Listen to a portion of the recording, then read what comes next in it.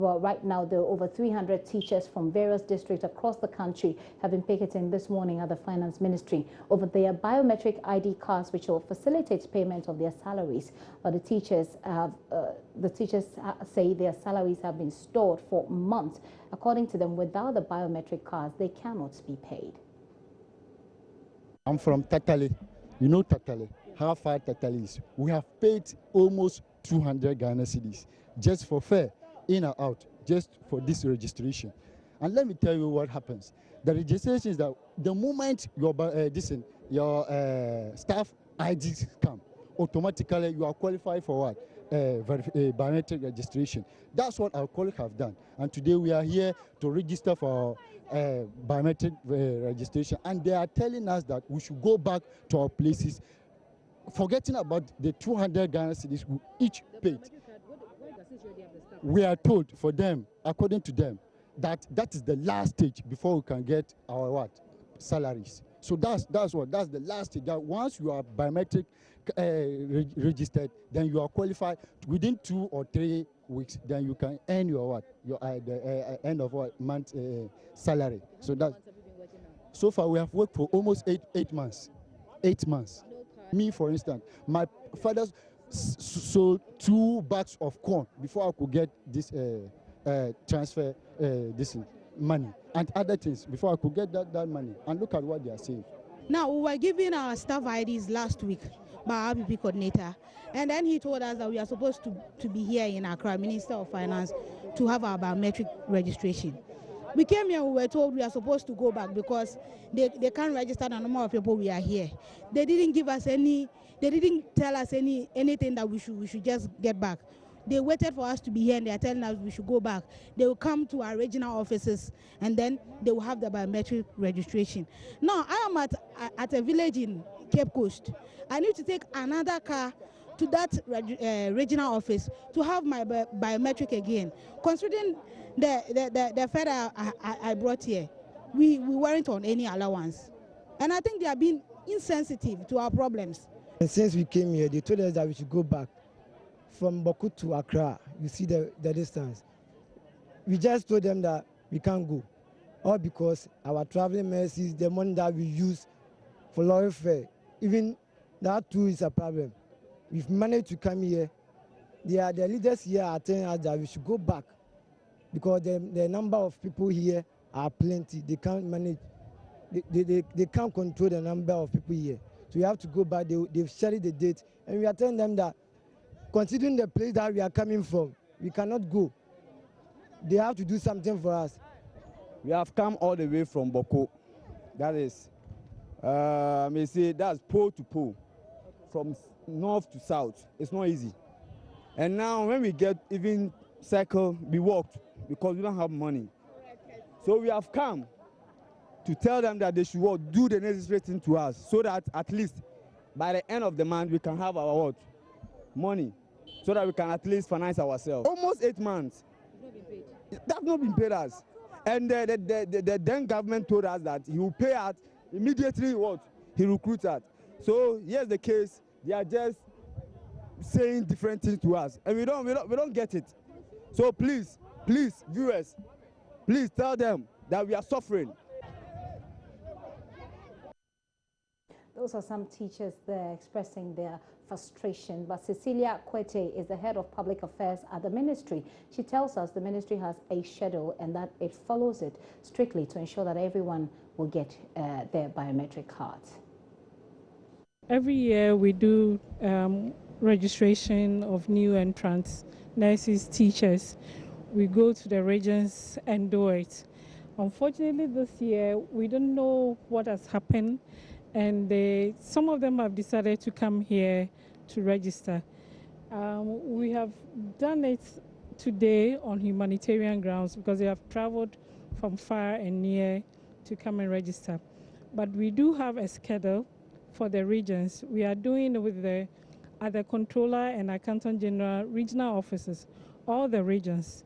For example, in Ho, we'll be there from the 27th March to 29th March. Koforidua, 30th March to 1st April, Cape Coast 3rd April to 5th April, and all these will be at the Controller and Accountant General's regional offices. So they don't need to travel. I have the schedule all the way up for all the regions. They don't have to come. We are going to intensify the announcement. We've written to GES and all the stakeholders to let the new entrants know that we are coming to the regions to register them. So they shouldn't buzz themselves to come to Accra. Please, are the regional officers, are they aware of the schedule? Yes, the regional offices have been written to. So and we are going to intensify the announcement. And our officers from here will be going to join the regional officers there to do the registration. This happens every year. So, but this year we don't know why they are impatient and they have rushed here to register. According to some of them, they haven't been paid for 8 months now. That I don't know. I cannot respond to that because there are different institutions involved, Ministry of Finance, GES, Controller, and know that it starts from the GES. They have to get financial clearance from here, and then it's a process that involves the 3 institutions. So I cannot tell if somebody has been paid or not paid. But new entrants, you have to do this, go through this biometric before you are paid. So I cannot tell whether they've been paid. I can't say they've not been paid for 8 months or not. I can't tell that. My final question. But new entrants, meaning those who completed last, is it September or June? The first 3 months you are paid, but the rest of the period it's audited before you receive your payment. Well, that is the Cecilia Kwete there. She speaks for the Finance Ministry, and she's speaking on the back of the teachers who have come all the way from across the country picketing at the Finance Ministry. Let's return to our earlier story about the clashes, the violent clashes of students at the Cape Coast University. I've got on the telephone line now Emmanuel Kwating Frimpong. He is president of the University Association of Ghana, which is a bloc and the National Union of Ghana Students. The group has actually released a press statement condemning those acts of violence and vandalism. Hello, Mr. Frimpong, can you hear me? Yes, please, I can hear you. Okay, thank you very much for your time here on the Pulse. What does your association know? What details does your association know about this issue and this case of vandalism and, if you like, hooliganism? Okay, thank you very much. And first of all, good evening to your listeners and viewers. I think the University Student Association of Ghana is the mother umbrella of all universities in Ghana. And of course, the place where the incident happened, which is the University of Cape Coast, is under our jurisdiction. And since the incident happened, I think we've made some inquiries about the whole issue. And it has come to our notice that there were some clashes between some students from Kwame Nkrumah University of Science and Technology, which is a member institution of USAC, and another institution, which is University of Ghana.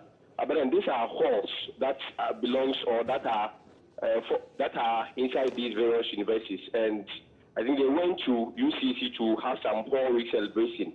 It's a traditional thing that the various halls, which is the Vandals, that is the Commonwealth Hall, and the Unity Hall, which is Conti, they have some moral group, which usually during each year, when there is any event, there is kind of a celebration that they used to mark the hall week. And this year too wasn't different.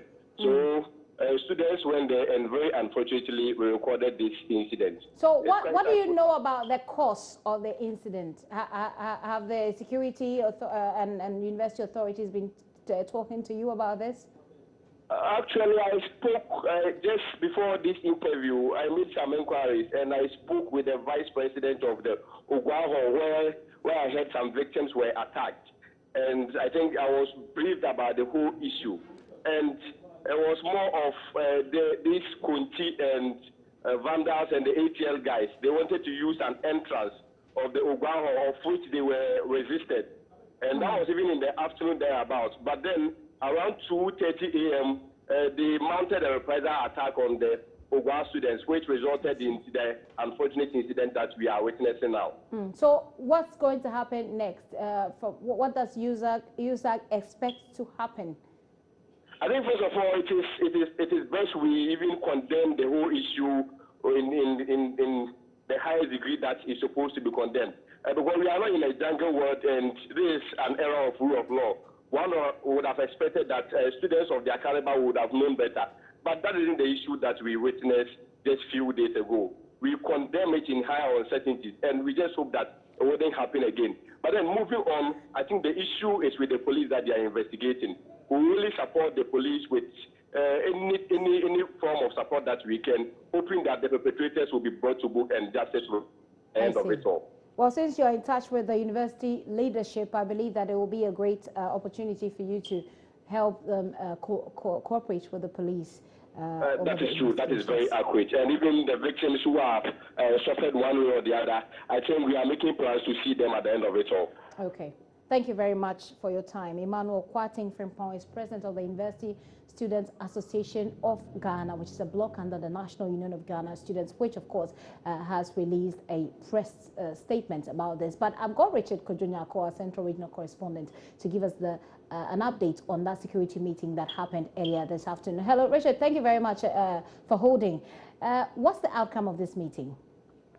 Well, the Vice Chancellor had just spoken. He spoke this afternoon. He's calling for calm as they look for ways of punishing the perpetrators. He told the university community that they are in collaboration with the police and they are assisting the police to smoke out all the people that took part in this kind of disturbances. And what is happening is, what has been happening was that yesterday, the university authorities, together with the police, visited some of the victims at the hospital. Some of them were at the Cape Coast Teaching Hospital. The one that suffered from the reprisal attack is a student of the Cape Coast Technical University. He visited his brother at the university, a Muslim, and was going to the mosque. And they mistook him for a student from Unity Hall or the Commonwealth Hall, and so other people also sustained some injuries. Others have been treated and discharged at the University of Cape Coast Hospital. The campus is generally calm. You could see a police presence here at the university, and they say that they are going to maintain their presence here until everything dies down. And at the moment, the ATL Hall Week has been suspended, but Ogwa Hall will be celebrating its week starting tomorrow.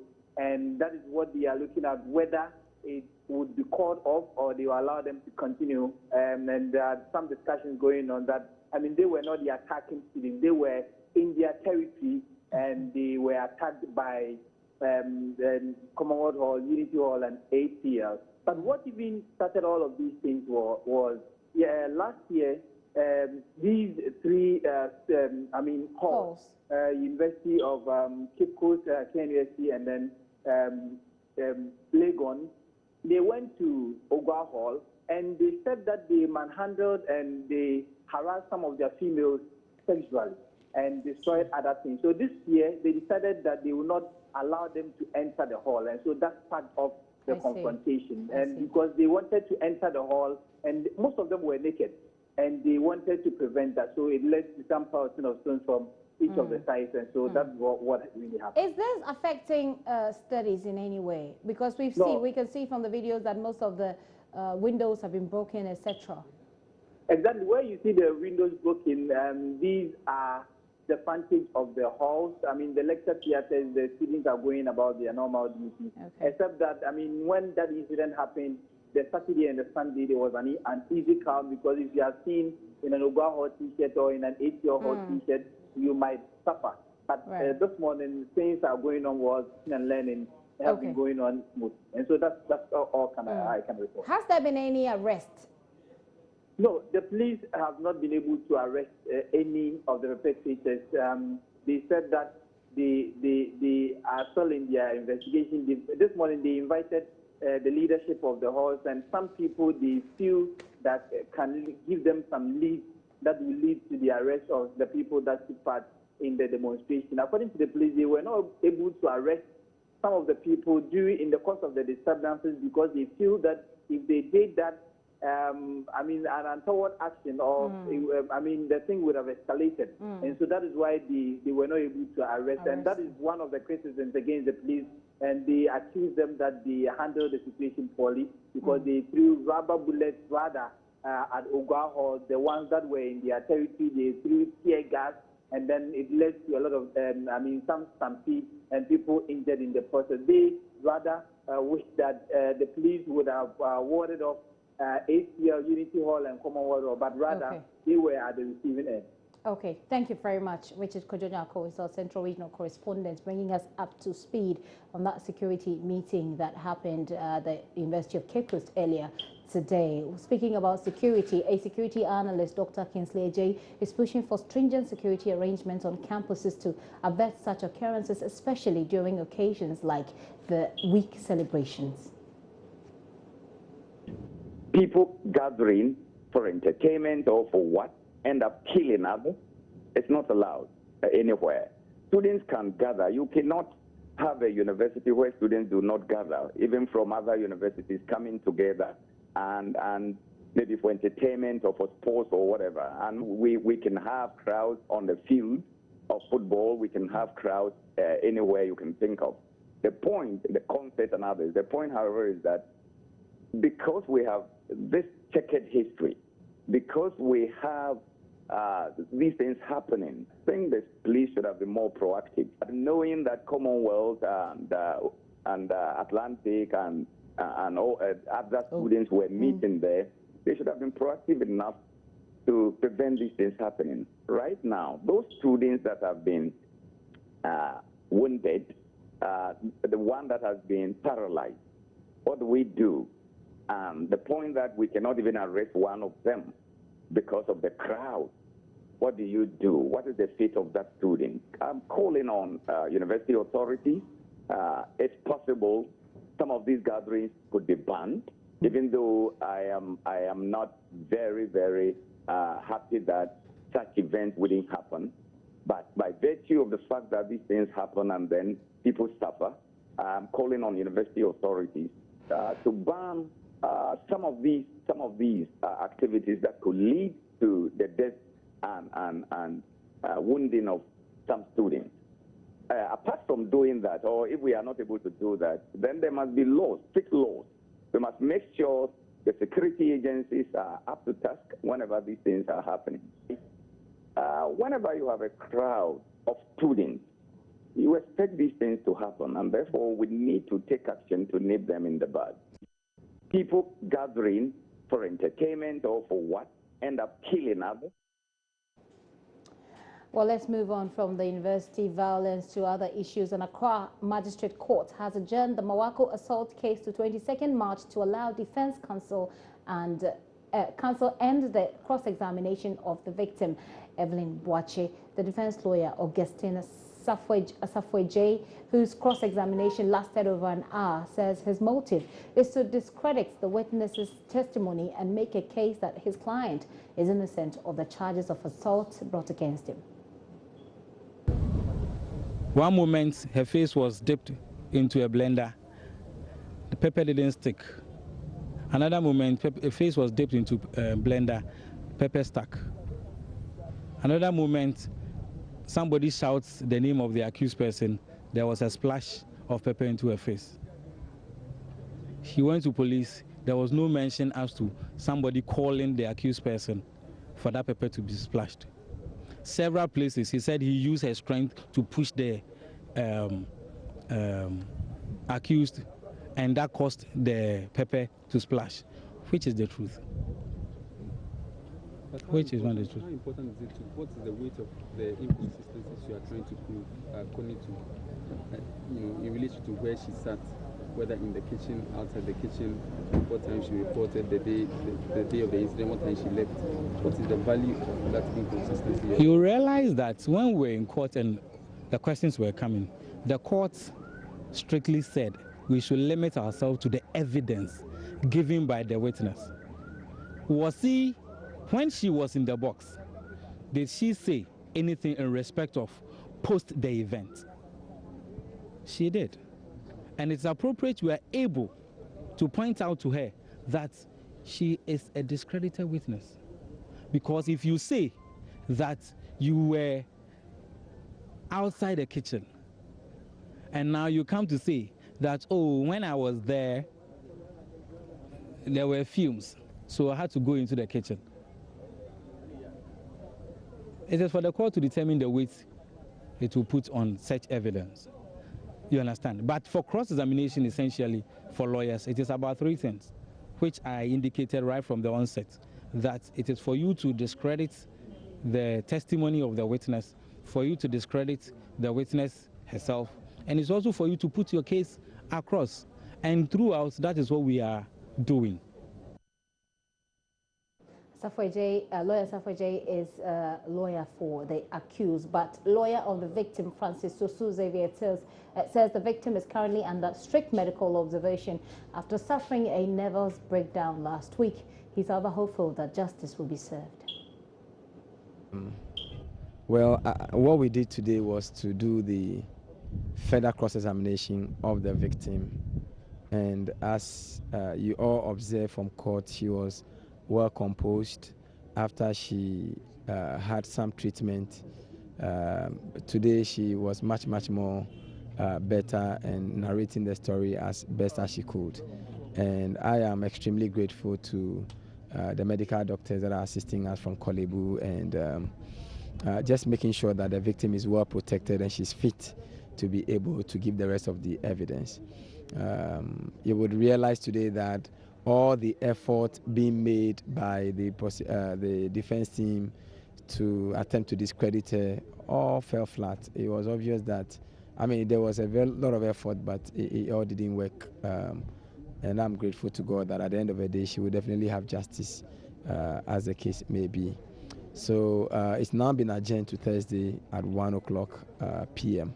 So we will go, no, it's this week. Yes. So we will be coming back on the 22nd to continue with the further cross-examination, and then we will see what eventually is in for all of us. Okay, but you talked about the doctors at Korle Bu helping her to be in the best kind of state to continue with this case. What exactly did the doctors find out with her last week? It was a kind of a nervous breakdown after she narrated the ordeal for the first time before the court.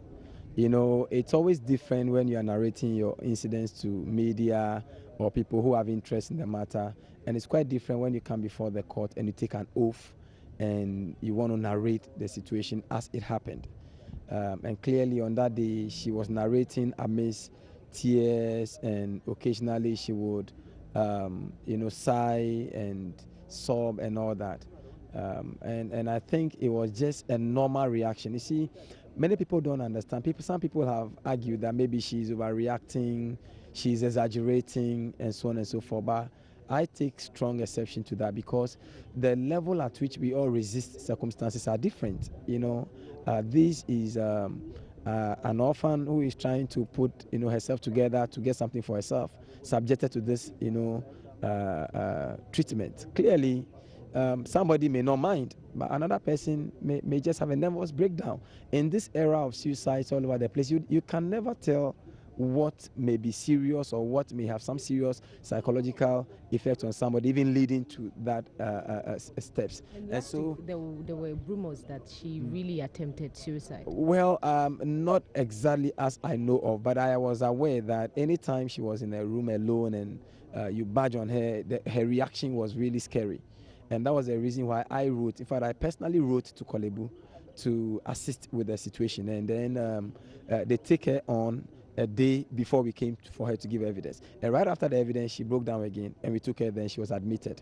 And then she was released just this morning to come and give evidence. In fact, according to the doctors, right after court, we should bring her back. So she's under really strict monitoring, so we will be sure that she's okay and safe and sound with herself, and to be able to give her evidence before the court, and eventually to be able to go to court for the civil claim that we also have against the Mawako fast food. Lawyer Xavier Sasu there speaks for the victim in the Mawako case. Leadership.